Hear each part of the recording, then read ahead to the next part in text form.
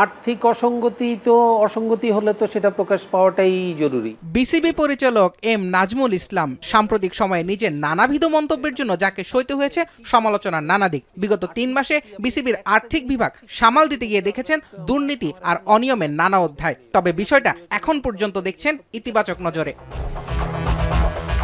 2021-22 অর্থ বছরে বিসিবির ব্যয় ছিল 317,99,52,000 টাকা। 2023-24 অর্থ বছরে যা হয়েছে 407,78 লাখের বেশি। 2 বছরের ব্যবধানে ব্যয় বেড়েছে প্রায় 90 কোটি টাকা। এর ব্যাখ্যায় কি বলছেন বিসিবির ফাইন্যান্স কমিটির চেয়ারম্যান?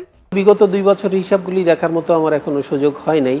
আমি যেটা দেখেছি সেটা হচ্ছে যে অস্বাভাবিক ফ্লোটা তো আসলে বিসিবির হয় না, এটা বিসিবি যারা চালাচ্ছে তাদের উপরে নির্ভর করে ফ্লোটা স্বাভাবিক হবে না অস্বাভাবিক হবে। নিয়ন্ত্রণের বাহিরে অনেক কিছু ছিল যেগুলি আমরা আইডেন্টিফাই করার চেষ্টা করছি।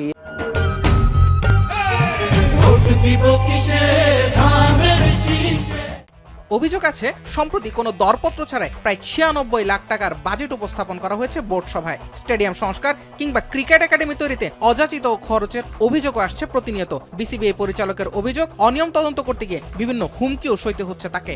একটা জিনিসকে অনিয়মকে আপনি নিয়মে পরিবর্তন করে ফেলেছেন, এখন সেই জায়গাটাকে যদি আমি বলি যে এটা অনিয়ম, এটাকে নিয়মের ভিতরে আনতে হবে, তাহলে আপনি এতদিনের অভ্যস্ততার ভিতরে আপনি বাধাগ্রস্ত হচ্ছেন। বিসিবিতে আজকে 3 মাস মানে শান্তিতে আমাদেরকে কাজ করতে দেয়া হচ্ছে না, বাধাগ্রস্ত করা হচ্ছে, আমাদের কার্যপ্রণালীটাকে বাধাগ্রস্ত করা হচ্ছে। তার কারণ হচ্ছে যে আমরা এমন একটা বিসিবি তৈরি করতে চাচ্ছি যেই বিসিবিতে